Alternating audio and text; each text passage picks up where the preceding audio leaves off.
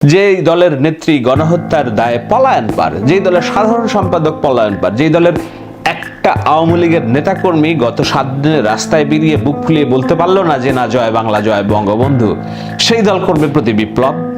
আসতে দিল্লি বহুত দূরস্থ। প্রতি বিপ্লব করতে গেলে কি করতে হবে? শেখ হাসিনাকে সারা বাংলাদেশের আপামার জনসাধারণকে এক করতে হবে। একটি নির্দিষ্ট রাজনৈতিক দল দিয়ে আপনি প্রতি বিপ্লব করতে পারবেন না। আপনার রাজনৈতিক আদর্শ, অবস্থান, আপনার অনাচার, আপনার সহিংসতা, আপনার গণহত্যাকে মানুষ টুটি মেরে উড়িয়ে দিয়েছে বলেই আপনার বিরুদ্ধে বিপ্লব হয়েছে। আপনি কি সেটাকে যদি প্রতি বিপ্লবে স্থাপন করতে চান, তাহলে আপনাকে কি সমপরিমাণ ন্যারেটিভ দাঁড় করাতে হবে যে এই যে সরকার আছে তারা অন্যায়ভাবে আপনার সরকারকে উৎখাত করেছে।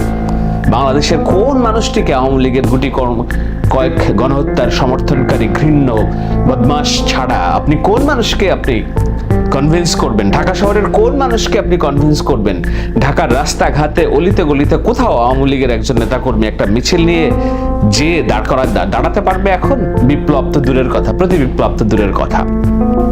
প্রতি বিপ্লব, আপনাদের মধ্যে এই প্রতি বিপ্লব শব্দটি কেউ কেউ খুব বেশি ব্যবহার করছেন। ভাবছে যে আওয়ামী লীগ প্রতি বিপ্লব ঘটিয়ে আবার না জানি ক্ষমতায় বসে আসে। দোষটা আমারই। আমি আসলে প্রতি বিপ্লবের শব্দটা বলেছিলাম যে না, 72 ঘন্টা আমাদের খুব ক্রুশিয়াল টাইম এবং প্রত্যেকটা বিপ্লবেরই একটা প্রতি বিপ্লব থাকে।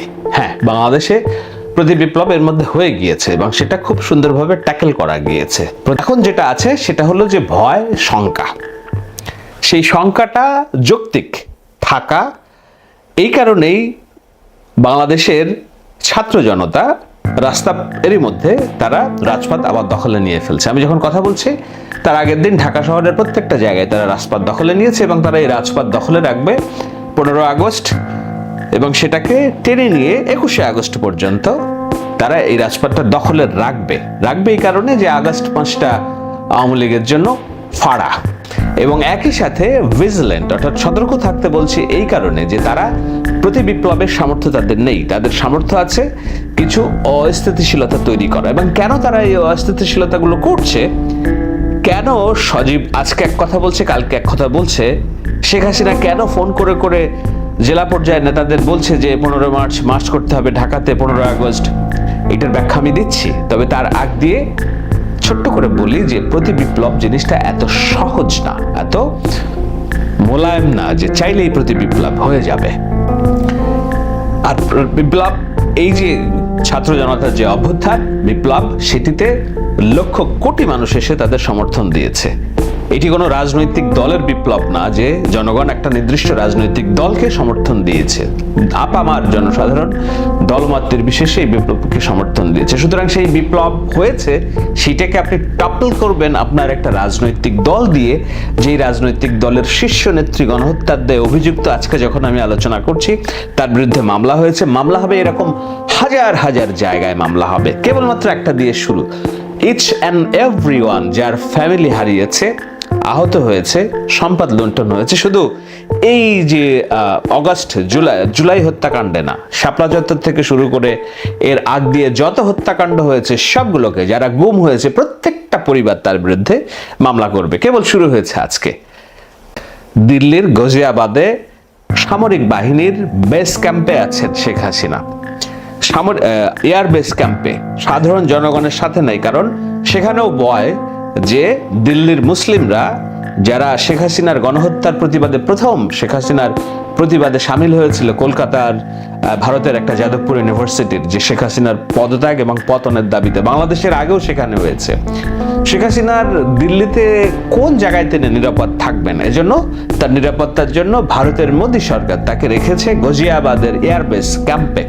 যে এয়ারবেস ক্যাম্পে নিশ্ছিদ্র নিরাপত্তা। তিনি এমন না যে তার মেয়ের ফ্ল্যাটে উঠতে পারবেন, নো, সেই সুযোগ এখনো হয়নি। ভারত সরকার অপেক্ষা করছে শেখ হাসিনা কখন সিদ্ধান্ত নেয় ভারত ছেড়ে যাওয়ার, কেননা এটি তাদের এরই মধ্যে গলার কাটা হয়ে গিয়েছে। আর সেখান থেকে এই সিদ্ধান্তে আসা যায় যে ভারত শেখ হাসিনাকে নিয়ে খুবই বিপদে আছে। কিন্তু ভারত আবার এটাও আছে, ভারতের সাধারণ জনগণ শেখ হাসিনাকে দিয়ে হিন্দু কার্ড খেলাচ্ছে যেন শেখ হাসিনার রাজনীতি বাংলাদেশে ইনভ্যালিড না হয়। কারণ শেখ হাসিনা তো তাদের আজ্ঞাবহ। শেখ হাসিনা হচ্ছে তাদের দাস। সেই দাস দিয়ে ভারত বাংলাদেশকে ভারতের কলোনিয়াল রাজ্য উপনিবেশবাদ তৈরি করেছিল। শেখ হাসিনা চলে গেলে শেখ হাসিনার বাইরে আর কেউ ভারতের স্বার্থ এভাবে সার্ভ করবে না। সুতরাং শেখ হাসিনাকে তারা রেখে দিয়েছে দাবার গুটি হিসেবে। কিন্তু এই দাবার গুটি তাদের জন্য যে বুমেরাং হিসেবে ফিরবে সেটি নিয়েও ভারতের সুধী মহলে আলোচনা হচ্ছে যে ভারতের পররাষ্ট্রনীতি এতই ঠুনকো যে তারা বুক চিতিয়ে এখনো বলতে পারছে না যে না, শেখ হাসিনাকে আমরা আর রাখবো না। শেখ হাসিনাকে সময় দিলাম, আলটিমেটাম দিলাম, তুমি চলে যাও। আমরা তো চাই শেখ হাসিনাকে ভারত খেদিয়ে দিক, নাহলে বন্দি বিনিময় চুক্তির মাধ্যমে তাকে দেশে আনা হবে এবং দেশে ফিরে এনে এই প্রত্যেকটা হত্যাকাণ্ডের বিচার হয়ে যাবে। না হলে শহীদের রক্ত বৃথা যাবে। নিশ্চয়ই যারা সরকারে আছে, নিশ্চয়ই যারা জনগণ আছে, জেনারেশন জি যারা জীবনের ঝুঁকি নিয়ে, ফাঁসির ঝুঁকি নিয়ে রাস্তায় নেমেছে, এত সহজে ছেড়ে দেওয়ার কথা না।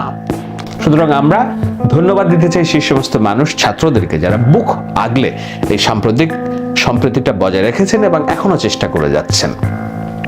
আমি বলছিলাম যে বিপ্লব কেন সম্ভব না, যে আওয়ামী লীগের সমর্থন নাই। দ্বিতীয়ত আছে তাদের কি আছে, কিছু গুন্ডা বাহিনী আছে, তাই তো?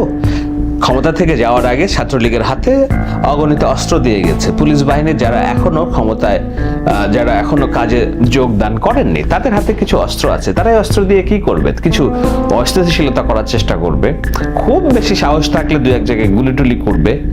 কিন্তু সেটাই গুলি করা, অস্থিতিশীলতা করা কি বিপ্লব? তার কোনো ন্যায়সঙ্গত দাবির জন্য তারা মার্চ করবে না, তারা সন্ত্রাসী হিসেবে বিবেচিত হবে।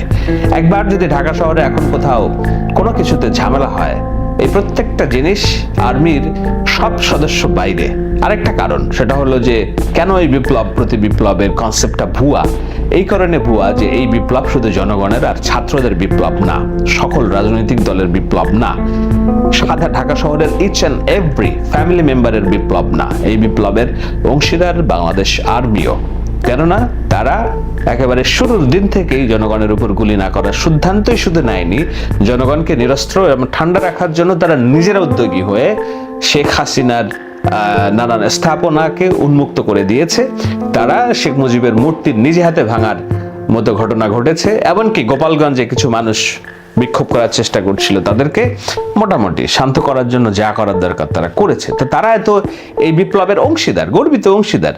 এখন শেখ হাসিনা গুটি কয়েক মানুষ জেলায় জেলায়, গোপালগঞ্জ, কুড়িগ্রামের দু একজন নেতাকে ফোন করে ঢাকা শহরে দু চারজন মানুষকে এনে বিপ্লব ঘটিয়ে দিবে, এত সহজ রাষ্ট্রযন্ত্র? যেখানে যুক্তরাষ্ট্র, যেখানে ব্রিটেন, যেখানে ইউরোপীয় ইউনিয়ন, জাতিসংঘ সবাই এই সরকারকে স্বীকৃতি দিয়েছে, শেখ হাসিনার সরকারকে ডিসম্যান্টেল করে। তো এখন শেখ হাসিনা বলবেন যে না, আমি সরকার প্রধান, আমি বিপ্লব। বিপ্লব তো হাতের মোয়া বললে তো হয় না, তাই না? শেখ হাসিনা এবং তার পুত্র সজীব অজের জয় অনেকেই কার্টুন টার্টুন আঁকছেন, বলছেন যে না, খুবই উন্নত মানের ড্রাগের ফলাফল এটা। এখন কেউ ড্রাগ অ্যাডিক্ট কিনা আমরা জানি না, কিন্তু যেই ধরনের কথাবার্তা হচ্ছে, এটি চূড়ান্তভাবে একটি দলের শীর্ষ নেতৃবৃন্দের মধ্যে যেই ধরনের সমন্বয়হীনতার বিষয় আছে সেটি স্পষ্ট প্রকাশ পাচ্ছে। সমন্বয়হীনতাটা কি? যে সজীব অজের জয় বলছেন যে আমি ডান, মা আর রাজনীতি করবে না। পরের দিন বলছেন যে না, যদি বাংলাদেশের জনগণ চায় আমি দায়িত্ব নিব। তারপরের দিন বলছেন যে বাংলাদেশে শেখ হাসিনা পদত্যাগ করেননি। এখন বলছেন যে বিএনপি খুবই ভালো, খালেদা জিয়ার প্রতি অন্যায় হয়েছে, রাজনীতি আমরা করব, নির্বাচন করব, বিএনপি ক্ষমতায় আসলে আমাদের আপত্তি নেই, আমরা তাদেরকে সহযোগিতা করব। কেন বলছেন এগুলো জানেন? কারণ শুরুর দিন তারা ভেবেছে যে বাংলাদেশ আওয়ামী লীগকে বাংলাদেশের জনগণ প্রথম দিনে নিষিদ্ধ করবে। সেটা হয় নাই। কিন্তু নিষিদ্ধ করে নাই বলে যে এখনই নিষিদ্ধের প্রস্তাবনা আসবে না, কিংবা আওয়ামী লীগের রাজনীতিকে নিশ্চিহ্ন করার জন্য বিপ্লবীরা উদ্যোগ হবে না, এমন কোনো সম্ভাবনা নেই, বরঞ্চ সেই সম্ভাবনাই বেশি। এরই মধ্যে ব্রিগেডের শাখাও যেটা বলেছেন যে আওয়ামী লীগ তার ঘর গোছাক রাজনীতি করুক, সাধারণ ছাত্ররা ক্ষেপে গেছে, যেটা নিয়ে আমি ফেসবুকে একটা লাইভ করেছি যে তার এই বক্তব্যের পক্ষে বিপক্ষে এবং আমাদের কি করা উচিত সেটি নিয়ে। তো এরকম একটা অবস্থায় শেখ হাসিনা এবং আওয়ামী লীগ কি চাচ্ছে? তারা চাচ্ছে যে তারা যে রাজনীতিতে ইনভ্যালিড না সেটি প্রমাণ দেখানোর জন্য। তারা ক্ষমতায় যাওয়ার জন্য এই কাজ করছে না, তারা বিপ্লব করার জন্য এই কাজ করছে না বলেই আমার প্রতীয়মান হয়, কারণ তাদের ক্ষমতায় যাওয়া বিপ্লব করার মতো কোনো কিছু অবশিষ্ট নেই। সমস্ত প্রশাসন সবকিছু তাদের মদতপুষ্ট কিছু লোক আছে এখনো, হ্যাঁ এটা ঠিক, কিন্তু একটা দেশের সমগ্র জনগোষ্ঠীর বিপরীতে বসে থেকে বিপ্লব করা, ক্ষমতা চালিয়ে নিয়ে যাওয়া, আর্মিকে অবজ্ঞা করা, এগুলো দিবা স্বপ্ন। এই জন্যই ব্রিগেডের শাখাত হয়তো বলেছে দিবা স্বপ্ন দেখে লাভ নাই, বরঞ্চ আপনারা দল গোছান। তো যাই হোক, তো এই দল গোছানোর যে বিষয়টা সেটা এখন আওয়ামী লীগ করতে চায়, কিন্তু তারা নিশ্চিত হতে চায় যে বাংলাদেশের আগামী দিনের যে রাজনীতি, বর্তমানের যে রাজনীতি, সেই রাজনীতিতে আওয়ামী লীগকে যেন তারা একটু হইলেও জায়গা দেয়, সেই জায়গাটা যেন বিএনপির সাথে বিরোধী দলের থেকেও যেন তারা এই জায়গাটা নিশ্চিত করে। তারা আপাতত একটা পা দিতে চায় যে রাজনীতির যে আলাপ, সেই আলাপে যেন আওয়ামী লীগটা থাকে, রুজু থাকে, জারি থাকে। সে কারণেই তারা চাচ্ছে এই সমস্ত একটা দ্বিধাগ্রস্তের মধ্যে ফেলে রেখেছে আপনাদেরকে। বাংলাদেশের রাজনীতিতে আগামী অন্তত 10 থেকে 15 বছরের জন্য আওয়ামী লীগের স্বাভাবিক রাজনীতি কেন সম্ভাবনা নেই সেটি দেখতে হবে দ্বিতীয় পর্বে।